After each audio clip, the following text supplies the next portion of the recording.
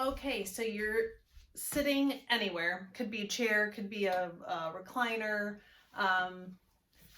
I typically, no one is sitting in this exact 90 degrees, so we're usually sitting like this. And I like the lines on these pants because you can see the angle of my legs.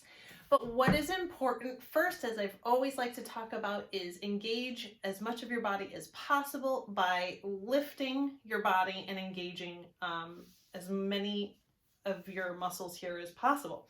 Now let's think about what happens when you stand up. When you stand up, you have to push through your feet. Your butt needs to come up off the chair.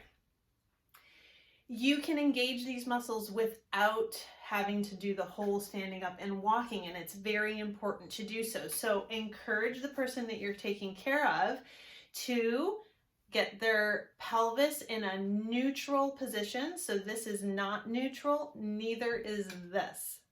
This is neutral. Have them find their sit bones so they're equally positioned beneath them. So we don't want this positioning or this positioning. Try to be as neutral as possible and press the feet into the floor. So when you press your feet into the floor, I'm getting my arms up out of the way. Without standing, you should see a rise of the body at least a smidge. Initially, with very weak muscles, there's not going to be a whole lot of rise here. All I'm doing is pressing my feet down into the floor. My toes, I'm trying to see if you can see in that mirror, my toes don't have an awful lot of weight through them.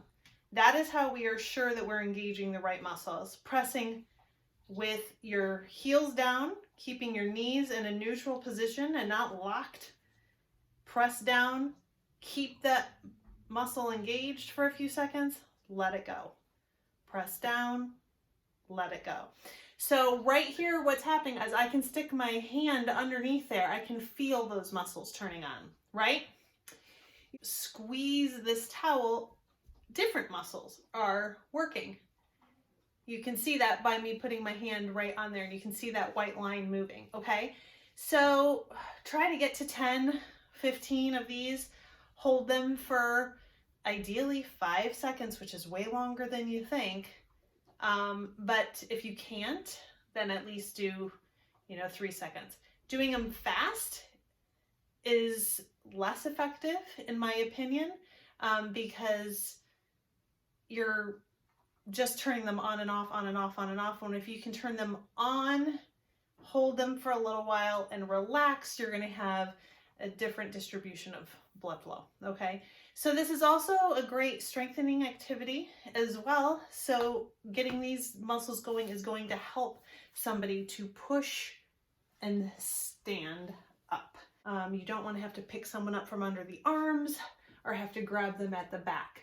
You should be aiming to have the person you're caring for work towards standing as independently as possible, and what they need in order to do that are the muscles that we're talking about. So posture, pelvic position. It's really hard to stand up if your pelvis is tipped back. The difference here, I'm totally capable of standing up, but if I go to stand up and my pelvis is like this,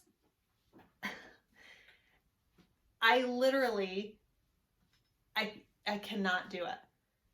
It's very hard for me. As soon as I turn my pelvis to a neutral position and I position my body a little bit forward and I push through my heels, those muscles are what I feel turn on first. Then it's my inner thigh, and I've got to push through there. So one of the cues I will always use with the patients I've worked with that seems to always help is not straighten your knees. It's not bend forward. I always say to them, get your pelvis ready.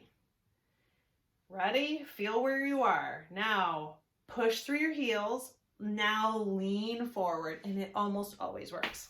The words push through your heels seems to be much more effective than straighten your knees or nose over toes.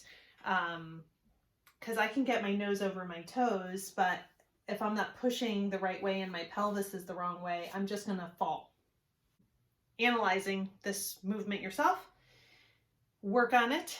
And if you find that those muscles are weak, work on that. Here's a link to a different video for getting your pelvis to move and why that's important. Like, subscribe, and comment if you have anything to add. Would love to hear from you. Check out caregiverbydesign.com, the podcast, the website, and of course you're already here on the YouTube channel. So if you like this, stay tuned, subscribe, and be getting other additional video tips like this one in the future.